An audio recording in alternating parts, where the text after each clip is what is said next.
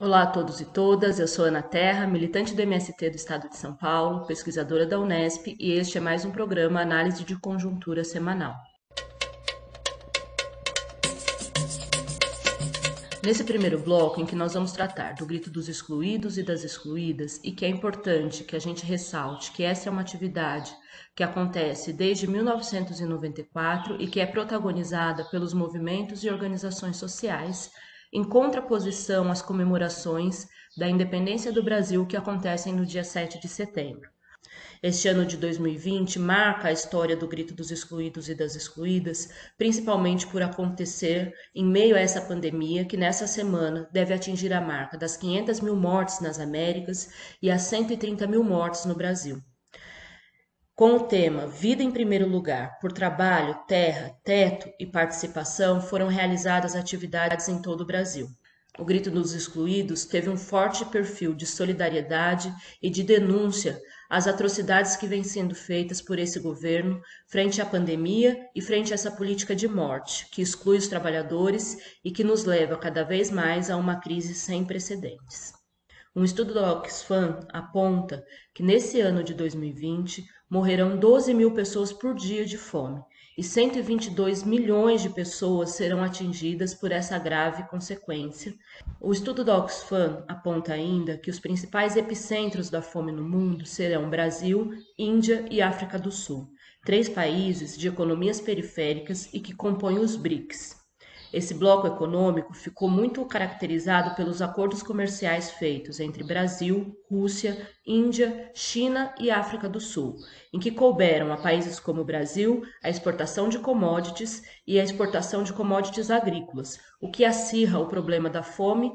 Entre as principais causas que levam à fome no Brasil e que estão estritamente ligadas à crise estrutural do capital, trata-se o desemprego, a informalidade e a precarização do trabalho. Essa precarização do trabalho ainda sofre com outro problema, que é o problema da inflação, ou seja, o aumento geral de preços e o aumento do custo de vida. Entre as principais causas da inflação se destacam o aumento da circulação de moedas, o aumento da demanda em relação à oferta e a especulação em torno dos preços. Essa semana a gente viu uma alta de preços de alimentos fundamentais para os trabalhadores brasileiros e que compõem o nosso hábito alimentar, entre eles o arroz. O aumento do preço do arroz está diretamente ligado a essa política de exportação de alimentos, de inclusão em um mercado de exportação de alimentos primários e está vinculada também à alta do dólar. Por conta da alta do dólar, os produtores de arroz preferem exportar essa produção, e o que leva a uma diminuição da oferta de arroz no mercado e, consequentemente, a um aumento dos preços. Essa alta do preço do arroz também está vinculada à ausência de políticas públicas nacionais que fortaleçam os mercados internos e que recomponham os estoques de alimentos. Outro produto que tem tido uma alta considerável dos preços, e isso nos últimos anos, trata-se do feijão. O feijão é um produto agrícola que não é uma commodity internacional e, portanto, sofre gravemente com essas alterações nos mercados internos. No caso do feijão brasileiro, a gente tem que destacar que ele disputa áreas de produção com a soja. Então, se a gente tem esse preço elevado do dólar, essa política voltada à exportação de commodities e muitos dos grandes produtores preferem produzir soja para exportação ao invés de produzir feijão, a gente também tem, como no caso do arroz, uma diminuição da oferta e um aumento dos preços que afetam diretamente os trabalhadores. Comer arroz e feijão é um hábito dos brasileiros e nós temos que lutar por esse hábito e lutar por políticas públicas que proporcionem o acesso dos trabalhadores a esses alimentos. Entre essas políticas públicas, os movimentos sociais se organizaram em torno da negociação de uma lei, que é a Lei Assis de Carvalho, que foi votada no Senado e na Câmara e que foi vetada pelo presidente Jair Bolsonaro. Vetou a agricultura familiar e decretou a fome. A Lei Assis de Carvalho é uma lei aprovada na Câmara e no Senado e que propõe medidas emergenciais para a agricultura familiar. Tratam-se de propostas que devem pensar a produção e a comercialização de alimentos, pautando inclusive a produção das mulheres como uma possibilidade de incremento a essa produção de alimentos para a classe trabalhadora. Produzir alimentos no Brasil hoje tem sido muito difícil para a agricultura familiar, principalmente pela ausência de créditos, a ausência de assistência técnica. E a Lei Assis de Carvalho viria a mitigar esses problemas, propondo então um auxílio emergencial para os trabalhadores, créditos de fomento aos produtores, negociação de dívidas, entre outros fatores. A lei foi vetada pelo presidente Jair Bolsonaro quase em sua totalidade. A gente queria pautar também a necessidade de se pensar políticas públicas nas esferas estadual e municipal.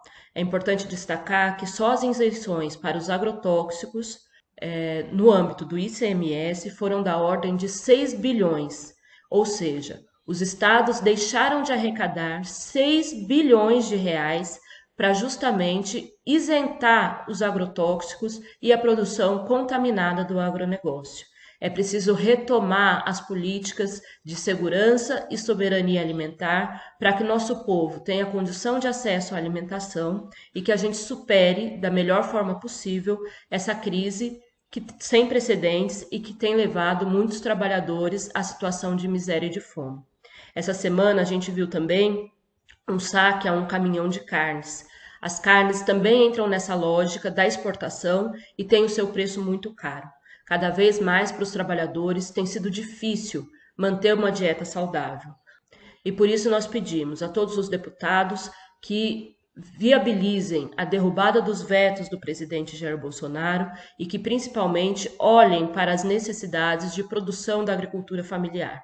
Que a gente possa retomar os processos produtivos, retomar políticas públicas importantes, como é o caso do Programa Nacional de Alimentação Escolar e do Programa de Aquisição de Alimentos, que eles tenham recursos suficientes para atender a maior parte dos trabalhadores que vivem hoje em insegurança alimentar. A gente pretende tratar com vocês das ações de resistência que vêm sendo protagonizadas pelo Movimento dos Trabalhadores Rurais Sem Terra.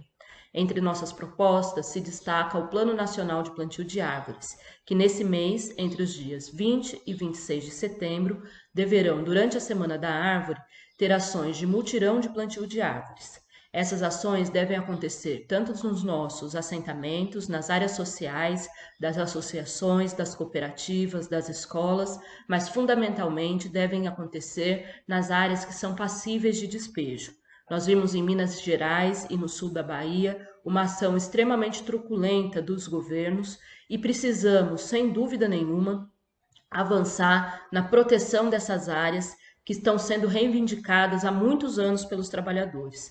São acampamentos produtivos que não têm ainda o perfil de assentamento, mas que trabalham e que constroem uma sociabilidade entre seus trabalhadores. Há a produção de alimentos, a escola para as crianças, a dignidade para esse povo sem terra. E por isso nós chamamos a todos os parceiros, aos amigos do MST, que se somem nesse esforço de plantio de árvores nessas áreas que eram extremamente degradadas pela cultura do agronegócio e que se convertem em potenciais áreas de produção de alimentos. Vamos resistir a essa pandemia, vamos resistir a essa crise ambiental que nós vivemos, propondo o que há de fundamental, o plantio de árvores e árvores que produzam alimentos para o nosso povo, que ensine uma consciência ambiental à nossa sociedade, no sentido da recuperação das nossas matas, das nossas florestas, no sentido da preservação da natureza e das águas. É por isso que nós do MST acreditamos que nossas ações e mobilizações devem estar voltadas à solidariedade, como a que foi feita no Grito dos Excluídos, à produção necessária de alimentos e, por isso, os créditos voltados à agricultura camponesa e familiar e à derrubada dos vetos da Lei Assis de Carvalho, e também a preservação ambiental, a preservação de uma sociabilidade diferente da truculência do capital e do agronegócio a partir do nosso Plano Nacional de Plantio de Árvores. Chamamos então e convidamos a todos os amigos e amigas que se somem às nossas ações e que nos auxiliem nesse momento tão difícil a passar por essa pandemia. Muito obrigada, até mais.